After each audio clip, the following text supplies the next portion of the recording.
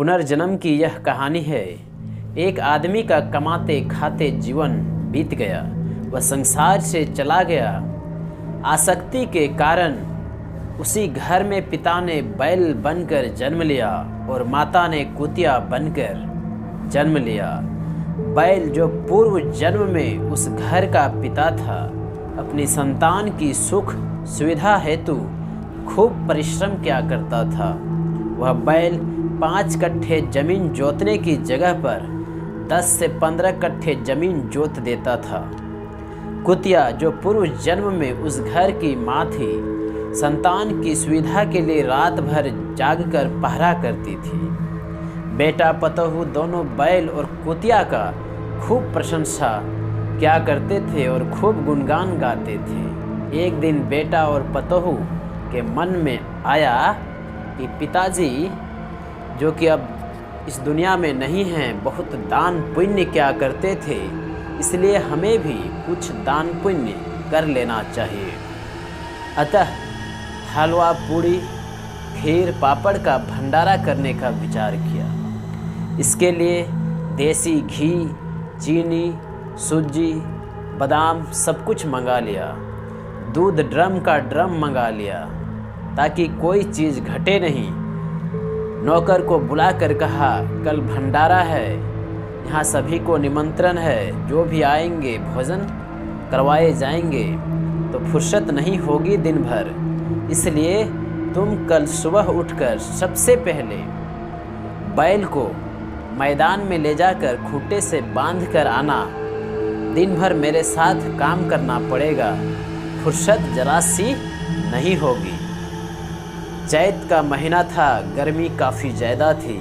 सुबह होते ही नौकर बैल को बांधने मैदान में ले गया और वह रस्सी से खूंटे में बैल को बांधकर आ गया और भंडारे का काम शुरू कर दिया।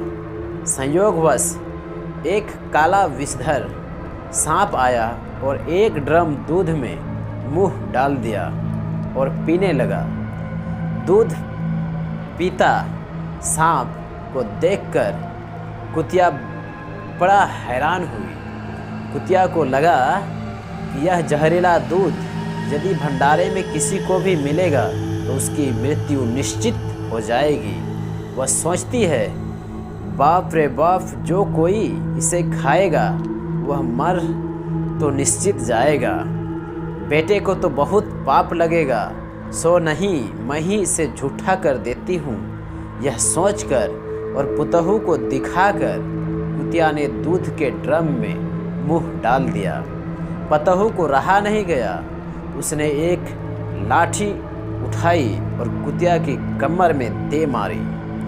लाठी लगते ही कुतिया की कमर की हड्डियाँ चूर हो गई और वह कुतिया चिल्लाती हुई भौंकती हुई भागी और घर के कोने में जाकर बैठ गई।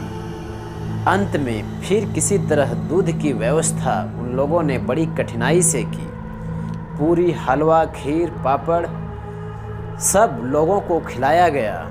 दिन भर लोगों का खिलाने पिलाने के बाद जब रात के 10-11 बज गए तब काम समाप्त हुआ। बिछौने पर जब सोने के लिए चले गए दोनों लोग, तब मन ही मन सोच रहे थे कि सब काम हुआ, कौन सब काम नहीं हुआ है, क्या गलत हुआ, क्या सही हुआ, ये सब याद कर रहे थे। तो अचानक याद आया कि बैल तो लाया ही नहीं। वह नौकर से तुरंत बोला, बैल लाया कि नहीं? नौकर ने कहा, मालिक, दिन भर तो आपके साथ ही व्यस्त था, बैल लाने का ख्याल नहीं हुआ, इसलिए बैल नहीं लाया हूँ। मालिक ने कहा, जाकर ले आओ बैल को। मालिक का आदेश मानकर नौकर गया, बैल ले आया। मालिक ने कहा था बैल को 2 बाल्टी पानी पिला देना, परंतु नौकर भी दिन भर काम करके थक गए थे। वह बिना पानी पिलाए ही बैल को घर में घुसाकर बांध दिया। बैल के मन में बड़ा दुख हुआ कि सानी कुट्टी तो इतनी रात को नहीं खिला सकता, पर पानी तो पिला सकता था, पर पानी भी नहीं पिलाया।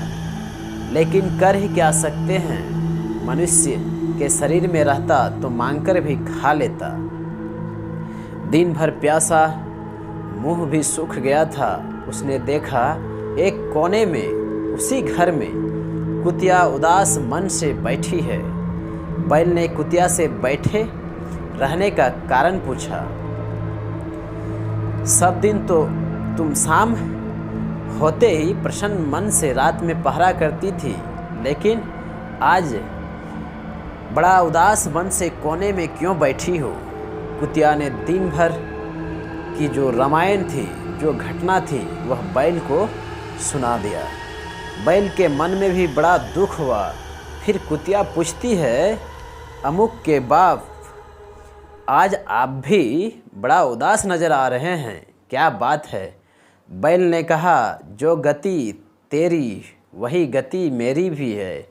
नौकर की जाति खाली खेत में दिन भर बांध कर रख दिया, अभी लाया तो उसने पानी भी नहीं पिलाया।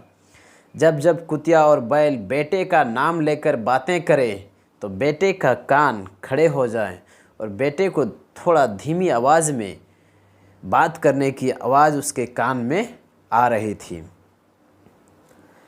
कि आखिर बात क्या है। रात का समय है, डर भी लग रहा था, पर नहीं जाऊं तो कैसे? आजकल का ज़माना भी ख़राब है और घर में बैल हैं, कोई ले जाए चोरी करके, तब तो फिर घाटा ही लग जाएगा। आखिर डरते डरते एक टॉर्च लेकर देखने गया तो देख रहा है कि बैल और कुतिया एक दूसरे से बातचीत कर रहा है। पूछता है, आप लोग, मेरी माँ और पिताजी कैसे हैं? आप लोग तो बात कर रहे थे अभी, जो मैंने सुना कि अमुक की माँ, अमुक की पिताजी। तो इस पर बैल ने कहा, क्या करोगे बेटा सुनकर? सब कुछ तो किया पर ध्यान भजन नहीं किया, तो बैल की योनि में आना पड़ा, बैल का जन्म लेना पड़ा। इसलिए यदि आप सत्संग ध्यान करते रहेंगे तो दोनों जीवन बनेंगे। संसार का सुख तो मिलेगा ही, लेकिन परम सुख भी प्राप्ति होगी।